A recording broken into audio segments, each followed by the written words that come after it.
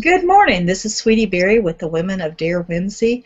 We gather each Wednesday as gifted and creative women to share conversation about topics that involve our daily living and our expanded lives. We are not gurus. We are not experts in the space. We are simply women who are bright and creative, living as entrepreneurs, family members, singles and marries, and everything in between.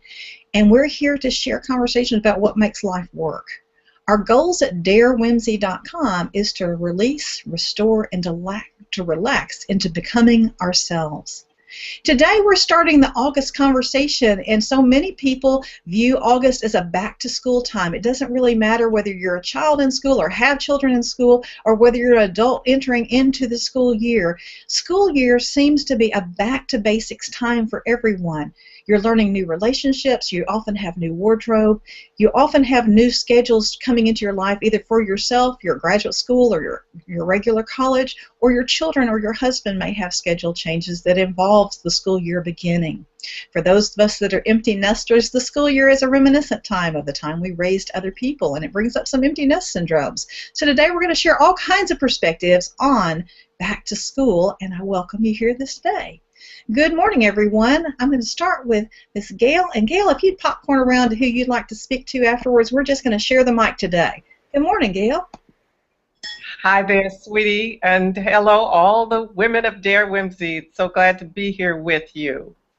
So it is a changing time in August, whether you're actually going to school. There's a lot of weddings happening now, retirements. I have a dear friend that's about to retire after 40 years of working, and so that's really exciting to see her changing, her transition, and what she thinks of it.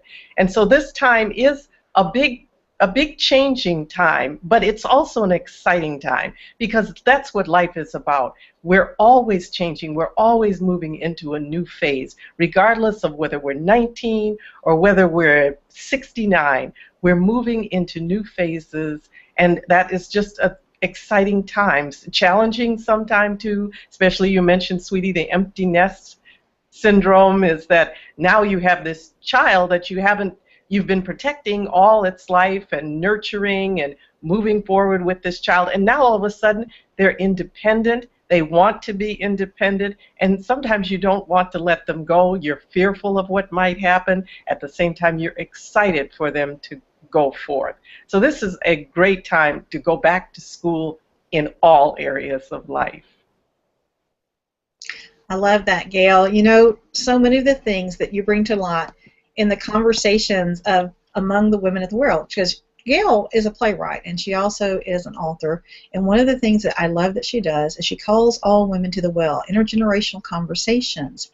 In that conversation, we see a lot of patterns, and Dr. Edith's going to share with us, I'm sure, how those patterns are not age specific. It doesn't matter whether you're a junior high girl or a high school girl or a college girl.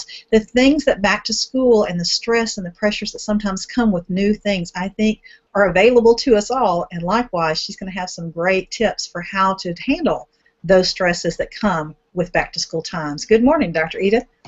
Well, good morning. Good morning to all of you here at Dare Whimsy. It's so good to be here. And it's good to be here for new experiences, new changes, new seasons, transition times. It's all part about it. We do it on a daily basis, but then something like this comes up, and it's a major big thing. And part of our excitement and part of our anxiety is that we're going into what we're not too sure about. It becomes the unknown. Well, in the unknown, that's like a red flag coming up. Here, let me let you know that a fear's there, and it's not necessarily so. It can be excitement too, and we'll fall back on old habits and old ways of surviving and being able to get through things because we're not sure of the next steps when it comes to what's going to happen at school. Am I going to be accepted? Am I going to fit in? Or if it's at work and there's a new project coming up, or if it's just the fact that we're going from working to retirement or having children and now the nest is, they're growing and going on. But it's unknown to us, and it's a transition. And so what do we do about it? Well, we can withdraw, we can run away, we can charge ahead without thinking about it. But whatever we're doing, we kind of need to say, where do I want to start from? And one of the things I recommend is that we start from that point of pause. It can be a point of pause, it can be a point of prayer, it can be a point of centeredness, whatever it is for you to be where you are at a moment, just a moment of balance. And so what kinds of tools do you use to get to that point of balance and to be able to open your eyes and your heart? Because that's the idea, is to have not only your thoughts and your mind in it, but to have your heart into it so that you have clarity. And that's that centering point. So how do you get to that pause? And those are different tools that I often recommend. And I don't care whether it's children or I don't care whether it's our octarians. The thing is how do you get to that pause? Do you remember to breathe? Do you remember to say, oh, yes, and look at the excitement, look at the challenges, look at what you may be facing, and saying, okay, this I understand. This is what I have, though, as resources to be able to go into this newness. And this is how and what I can do to take forward. So then what have we done? We've actually begun to come up with a plan. We've been able to go, oh, well, not everything is unknown then. There are known factors about this. We don't have to withdraw. We don't have to hide. We don't have to put our armor up. We can actually come to our point of pause. There's other tools I use too, just to keep in mind, because we all work from different perspectives. Find the ones that work for you. I use Rescue Remedy. I know that if it's going to be a really crazy day, I put a few drops of that in my water. Again, it helps me come to my centering point. Another thing, because I do acupressure, is I know there's certain points on the body that if they're treated will bring me back to that balance so that my head and my heart are both open. Whether it's running, whether it's sitting quietly, whether it's painting for a moment, whether it's reading your inspirations, your Bibles, whatever we do to be able to come to that calm point, that pause point, is important for us. Now, I know that Sarah has lots of ideas when it comes to how to help children and each other do it. So let's Sarah share for a moment with us on how to make transitions happen. Well, thank you. I'm so glad to be here this morning. When you're looking at helping your young children or your teens to engage, we have some different things happen. We have one that's going to be in college again, and one that is in high school finishing her senior year, and one that is entering middle school. So there's some newness as well as some closure type things, and so newness and closure bring anxiety somewhat for some people, because they're unsure of, am I going to do well enough to finish how I want to finish? Am I going to start okay? Am I going to make new friends in this new environment? And so looking at every child individually is really, really key, because if I treat each of my children the same with how they need to engage with me personally, but also their needs for how to engage with their friends, as well as their teachers, as well as that new environment, those are all questions that have to be asked. And I really find that asking those questions, sometimes I like to do personal interviews, I call them, with our PIs with my kids, or well, that's what I call them actually, is PIs. And so we meet individually. I might take them out, for a dessert, or we just might go in the backyard or for a walk or something like that. And I'll ask them, hey, we've got lots of new things coming up. What do you feel like you best need from Mom? How can I support you? I'll ask questions also of, are there some meals that you want? Do you plan on taking lunch, or do you plan on having lunch from school? Are you satisfied with your wardrobe? Because they have a budget.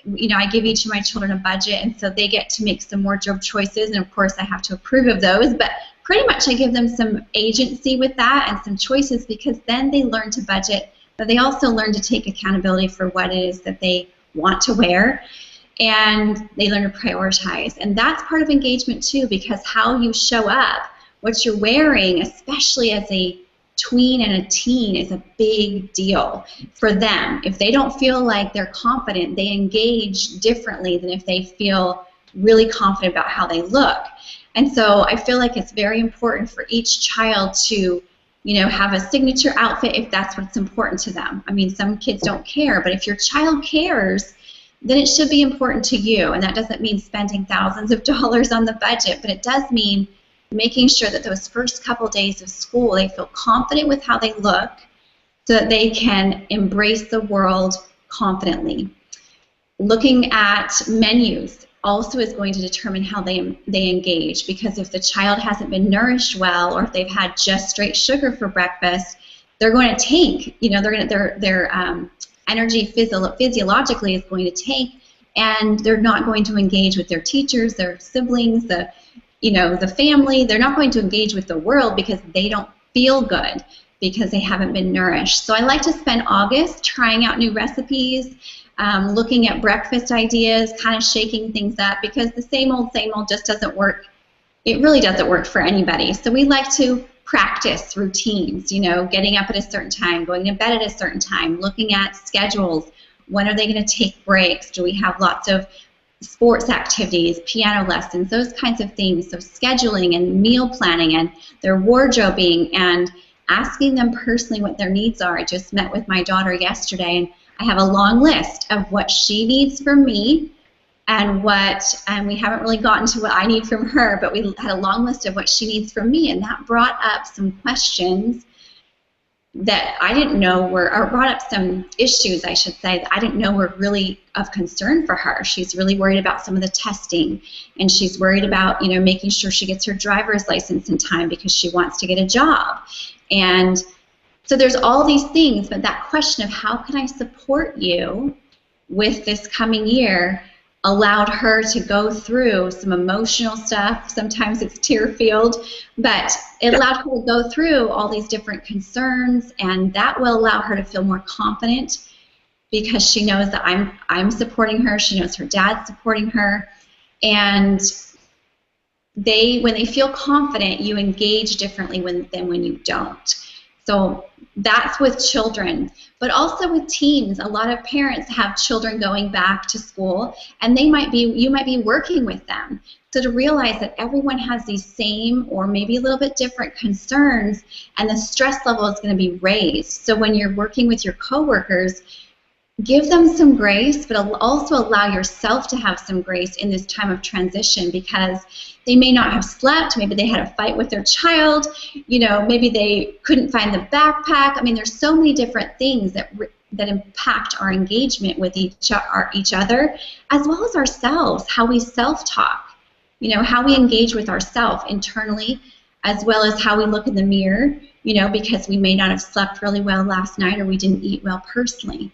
So I think this time of transition allows us to give ourselves grace, but also allows us to give others grace, which is really, really key in allowing for positive engagement. So looking at holistically the entire body, but also how the impact of the family structure, as well as the impact of how they're going to relate with their friends and teachers. Everything's really important to address and ask questions, and then listen. Absolutely listen.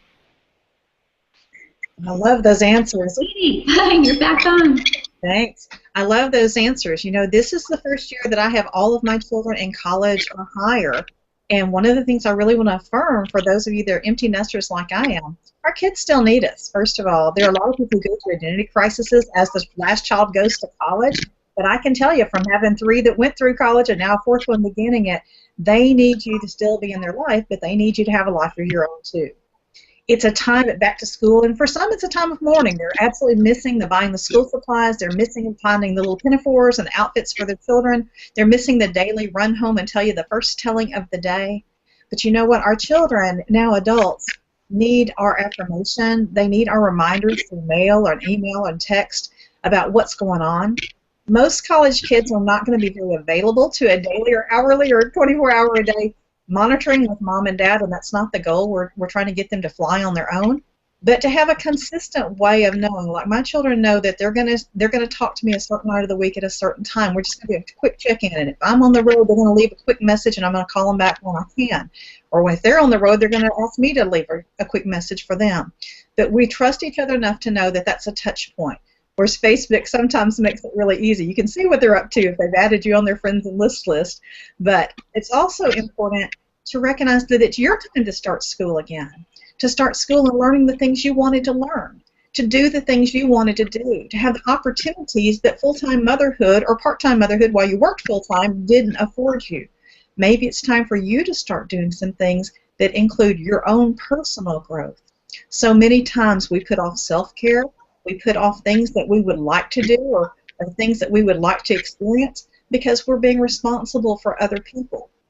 And when our kids go to college, there's this time that opens up. It's time to fall back in love with yourself and your life, and if you're married or have a significant other, to fall back in love with that relationship and take some time rekindling it and rebuilding it. I also want to touch a little bit on something I see happening over and over again with my girls in high school and college and junior high and sometimes even the workplace, and that is new environments create opportunities to get hurt. It's just really that way. Because if we go into a new opportunity without the understanding of progression of relationships, sometimes our patterns can be really destructive. And one of the things I'm so excited about Gail Roddy this month is she's going to be writing about that at gailroddy.com. She's going to be talking about this week, and I hope that all of us will have time in that space, as well as we're going to be sharing it on different walls, about what it means to begin a new relationship and friendship.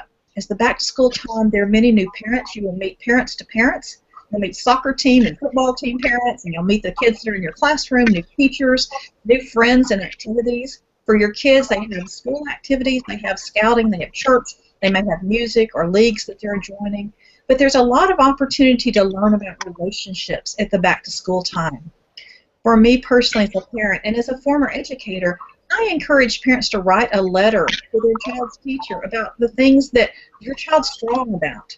Now, they're going to figure out very quickly what your child's not strong at, and usually that's okay by itself. You don't need to go there with them. But if your child's experiencing high anxiety, if your child is really concerned about this or that during those first few weeks of school, if it shows up more than a couple of times, you might want to jot a little note or a little email and let them know, hey, Miss Lincoln, you know, my child's really concerned about, and I don't want this to be her voice. I want it to be the adult in me talking to the adult in you. Is this something to address with different education, or does she need different preparation to be ready for that? Or is this just concern and anxiety and we can reassure her she's fine? You know, that is so helpful, because in my classroom with gifted and talented kids and special needs kids, I often had 180 new personalities to learn in a week. You know, there's just not enough minutes in the hours to get to everybody and learn them deeply those first few weeks of school. So if your child has a special need, if your child has a special absolute requirement for learning, to know that in advance, even though we have files, we have last year's notes, just to have that in front of us that says, you know, remember, my child has a hearing loss in their left ear. That might be important to your success with my child. That's very helpful for teachers and educators to know. But likewise, let's remember all children have transition. All activities as adults have transition. And we need to give enough space for people to learn new systems before we jump in and rescue or jump in and demand change. Because everyone needs some grace in that space, and everyone needs to really see, is this a developmental issue? Is this an organizational issue? Is this just an emotional act-out issue? Am I feeling this way because, man, this is uncomfortable, it's new to me? Or is this simply something new and uncomfortable that is going to be very wonderful when you see the benefits of the learning? You know, as parents, we see our children and our spouses and our friends in the light we see them. But sometimes an outside view has a new perspective of where that growth can happen, and they're so capable of doing it. I'd love to welcome Julie Kristen this morning. She's with us for this first time. She's a Memphis girl, and we're excited to have an artist and a professional singer in our space. Good morning, Julie. How are you? I don't know if she can hear us. It may be that she's not able to see right this minute, so we'll wait a minute and see. Okay, I'm going to come back to her because I think she's there, but she can't function with us correctly on the technical. Technology is sometimes such a difficult thing. One of the parts that I'd love to hear from each of you is, what are the things you do for self-care during highly new experiences? How do you prepare for a new experience day, and what do you do to provide some comfort and self-support for those kind of days? I'm having one of those myself this day. I've got a lot of new experiences packed into 16 hours today, and so one of the things I did to prepare for that is I laid out my clothes for the day. I have several clothing and costume changes today, and so I have all that laid out in advance. I had a good breakfast with protein because I know that if I eat well, I'm able to be more calm and I'm able to function better. I also thought about it and knew that, you know, things like going across town when you're low vision and you've got to find new streets and new places, it's very stressful. So we did a run-through on Sunday. I went on a run-through with my car when there wasn't a time limit to make sure that if it really is 16 minutes, it really is 16 minutes. And we found out, in fact, there was construction on the way to one of them, and it would take more like 45 minutes. And so we were able to better plan for the situation because we had that experience. We prepared. We practiced. What are some of the things you do for self-care for yourself or for your significant others that make it useful for you? Gail, if you'd start us, and then if you'd popcorn to someone else when you're through. Well, sweetie, that's a great question. You know, I was thinking yesterday about how important it is for me to clear my space. It doesn't have to be a huge, major clean. Sarah can relate to this because she always talks about just do one little piece. You don't have to do the whole thing, and you can shove the rest of it in a bag and put it in the garage for later. But if you do one little piece, it can be very soothing for you. So yesterday, this is kind of my office space that you see right here, but there was a spot on the floor. I think it was just water from my plants that just has been bugging me forever. So I got down on my hands and knees, moved the table, and wiped up the whole floor yesterday, and then put down some conditioner on the floor. And it's just amazing how that just lifted me up and lifted this space, just cleaning it just that little bit. And eventually, as the week goes on, I'll continue to clean out the rest of the space. And it's just astonishing how much lighter I feel when I went to bed last night, and then to come down to this space and feel even lighter. So a lot of times that's what I'll do for self-care, is to simply clean up what's around me, get rid of some of the clutter, and then go for a walk. That's always the icing on the cake to it, is to go for a long walk. I think I take whatever the energy of the cleaning I've taken on, and I take it out and disperse it in the ether. So that's what I do. I'm so curious to hear what Dr. Edith does. Well, Gail, thanks. And you know that getting their space ready is really important for us. I also want to think that, you know, as you go through a day and you've got a 16-hour day, or you've got a really big new experience coming up, that planning, that preparation can really help you. But then even in the moments, okay, I'm wound, I'm overwhelmed, I need 2 minutes. And so for me to even take 2 minutes, whether it's to walk from one area of the house to another area of the house, to say, will you please excuse me when I'm with a group of people, give me 2 minutes, I'll be right back. And so I'll just walk out. And many times it's, yes, to go down the hall to the ladies' room to get a drink of water, but other times it actually is to walk outdoors for a second and be able just to feel the sunshine and feel the air. 2 minutes, just 2 minutes, that's all I need. Then I can come back in, because then I've resettled my whole self. And because of the preparation and the organization and the excitement for the day, even though there's high anxiety as an undercurrent many times, those 2 minutes bring me back to that centering point so I can begin and take the next point. And I think I need to encourage others to do that. So I'm watching, if we're all overwhelmed and we're in a big group and we're all doing things, I'm going, okay, everybody, stop just a minute. All of you stand up. Take a breath.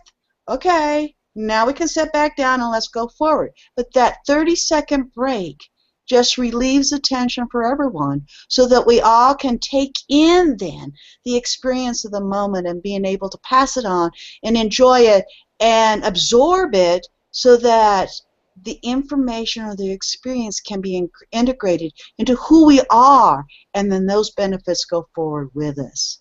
Sarah, what's your experience? Well, I have lots of different strategies that I've been practicing, as well as some that I've done for a really long time. A new strategy is the mandalas, and I have found that if I just keep the paper that I'm working on, the actual art piece, and some pencils, then if I'm really stressed or if I'm on a phone call that's really stressful, I'll just be coloring while I'm on that phone call that's really stressful, and it helps me to like diffuse the stress and get into an art space and create, and that's been really helpful. I've also found since probably Friday or Saturday, I think it's Friday, that my love of cooking has returned. And so with these health challenges that we're facing in our family, I have a purpose for cooking. It used to be that I kind of felt frustrated, and now it's purposeful. And so my art is coming out in my cooking. I'll have to post some of my pictures, but I am turning on the creativity in the kitchen, not only creating new recipes. In the last 24 hours, I've created, I think, 3 new recipes and have taken pictures of them. And so finding that passion again, even when you're on stressful days, find something that you can bring some creativity. The other thing that's really, really helpful is to change your actual physical space. And so I kind of like to take a mental vacation, if you will, and Gail talked about that, and Edith talked about that, where you actually go outside or go to a different room, or put a meditation on so that you can transport yourself to the beach or something like that. And that change of pace, even if it's just 5 minutes or 10 minutes, and incorporating breathing into that, some deep breathing, maybe 5, 10 deep breaths, will allow you to have a mental vacation, and you'll feel better about going back into the situation even if it's really stressful. So I do that. Today is one of those really stressful days, and so every single hour I've scheduled about 15 minutes that I'm either going to ice, so I just lay down on a yoga mat and put an ice roll under my neck and ice all the way down my back because it calms my spine, releases tension throughout, and also making sure I have plenty of herbal tea because I don't like drinking water straight on. So a variety of ways to get my water in, because that's stressful when you dehydrate your body during a stressful day. I also plan ahead for protein snacks, because if you don't eat while you're under stress, you're burning so many more calories. So if you don't eat, then you're actually going to cause even more stress, and then your recovery tomorrow and the next day and the next day is going to be really hard. And if you continue on stressful days for long periods of time, it can lead to really damaging health side effects. Personally, I've experienced some of those. So those are some things that I've done, learning the hard way, to make sure I have protein, to make sure I keep my sugar really low on those stressful days, to make sure I have the water, and I have built-in break time, and then mental vacations. Absolutely. All right, sweetie, what do you have to say for us, or are we going back over to Julie? You know what? I'm going to pop over to Julie for a moment, and then we're just about out of time. So, Julie, can you share with us if you can hear us and do? And if you can't, we understand because it's new in the space for you, but it's welcome. We're glad to have you as one of the women of Dear Whimsy today. Yay, thank you. Can you guys hear me okay, I hope? Absolutely. Yay, oh good. It's so funny because a couple of you have already taken all my answers. I color mandalas. I print mandalas off of the internet and color them. That's something that really helps keep me calm and focused. One thing that I would add, because I used to work in the corporate world, is even if you've got 12,000 things going on around you, maybe the only place you have for quiet time is when you're in the bathroom. If you have kids running around, if you're in an office, whatever, it's that time. And so going into the restroom, having a seat, and even just taking 3 deep breaths and kind of becoming present with your breath. Sometimes if that's all you got, that's all you got, and that works beautifully sometimes, and you know, because nobody's going to bug you in the bathroom, hopefully, except maybe the dog. So Great word. Great words. So we are out of time today. I want to finish up just real quick to let you know that each week on Wednesday we share it between us girls, which is where you are right this minute, But the website is darewhimsy.com, and on Thursdays you'll find a follow-up to today's conversation as well as a video copy of this conversation in case your work life didn't allow you to stay through the whole thing, and so you can watch it again there in the ease of your home or wherever you are. In that space, we have what's called a sister post, and it is a short post from all of us, those who participate that week, about how we do our best tips for whatever the topic is. None of us are gurus, none of us are experts, but we are professionals in our own spaces, whether we're professional organizers or whether we are systems administrators or whether we are counseling or helping professionals or professional speakers and playwrights. You can follow us home to our websites, and we want to follow you home to yours, and your comments allow us to do that, whether it's on the Facebook wall at Dare Whimsy or whether it's in darewhimsy.com at the end of a post. We look forward to hearing from you and to hearing your experiences as a creative and gifted woman, and we hope you'll join us next week. Thank you for sharing your time with us.